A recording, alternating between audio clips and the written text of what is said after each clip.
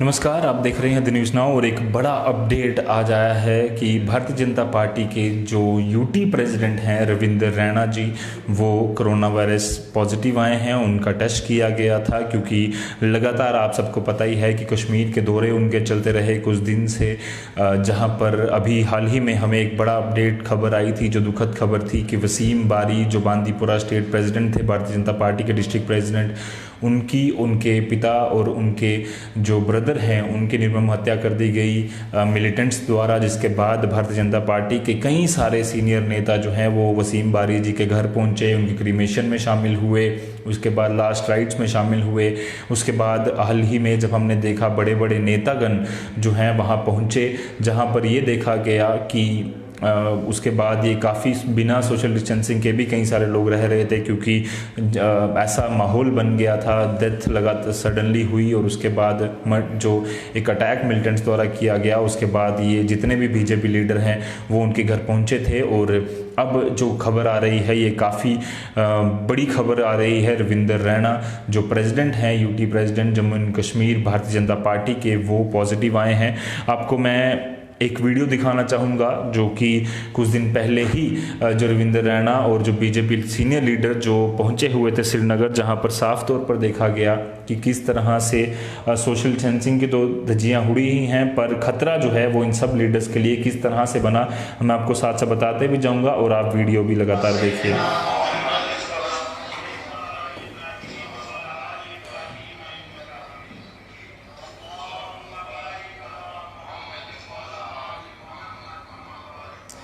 ये जो वीडियो है इसमें साफ तौर पर आप देख सकते हैं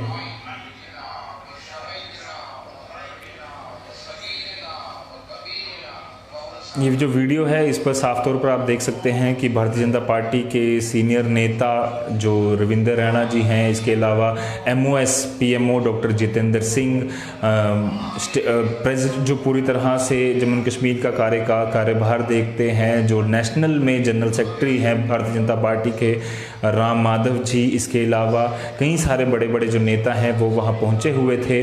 और इसके अलावा हमने जो लास्ट राइट्स देखी थी उसमें भी ये देखा गया था कि अशोक कोल और जो बड़े बड़े नेता हैं भारतीय जनता पार्टी के, वो वहाँ पर पहुँचे हुए थे।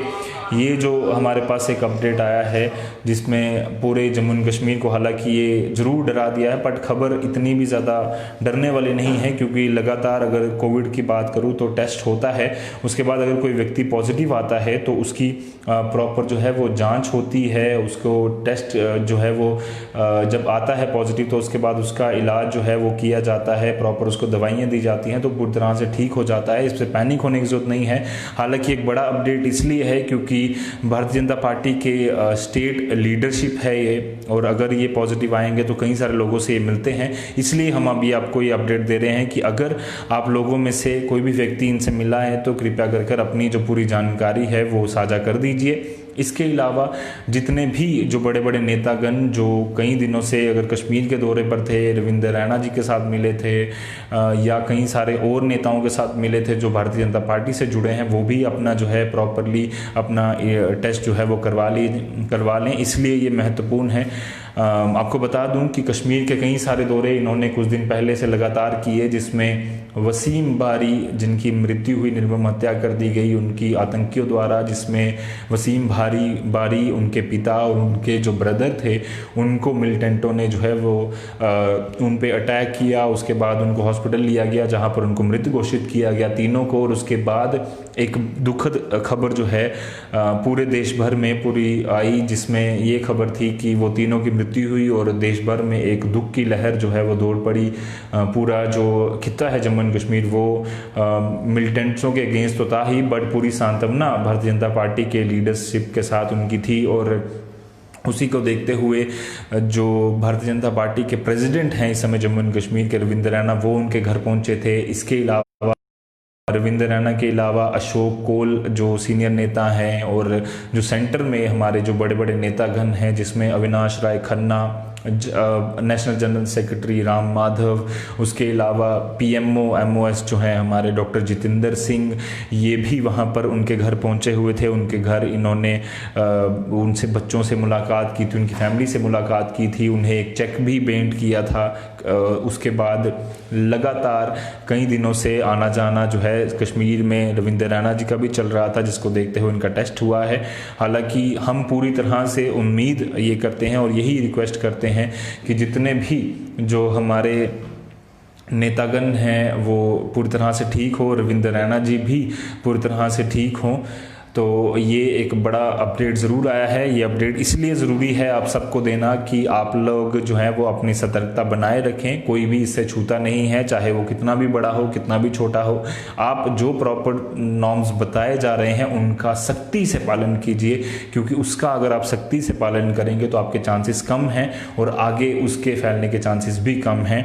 हालांकि एक ज़रूर ये खबर ज़रूर है कि ये लोग जो हैं वहाँ पर पहुँचे हुए थे, मास्क भी कई लोगों ने उतारे हुए थे, कई लीडर्स ने। इसके अलावा ये भी खबरें लगातार आई कि सोशल डिस्टेंसिंग भी वहाँ पालन नहीं की गई। हमने लास्ट राइट्स में भी देखा वसीम बारी जी की कि वहाँ पर ज़्यादा लोग नहीं जो है वो सोशल डिस्टेंसिंग के नॉर्म्स का पालन कर पाए।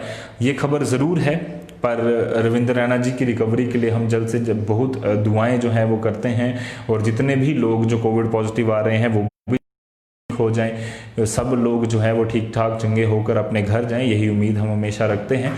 उम्मीद यही है कि ये सारे ठीक रहें, आगे कोविड ना फैले और साथ ही साथ अगर कोई भी व्यक्ति सोशल डिस्टेंसिंग या बाकी नॉर्म्स को फॉलो नहीं करता है तो उसके लिए नुकसान तो है ही है, बट आगे जो लोग हैं जो उसके साथ जुड़े हैं, जो फैमिली है, उसको भी नुकसान होता है। तो कृपया कर ऐसा मत कीजिए। आशा है कि ये भी ठीक हो जाएं, सारे घर वापस अच्छे से आ जाएं और जितने लोग इनके साथ संक्रमित अगर पाए जाते हैं तो वो भी जल्द से जल्द ठीक हो जाएं। बाकी सोशल डिस्टेंसिंग के नॉर्म्स का ज़रूर पालन कीजिए। जो मास्क बताया गया है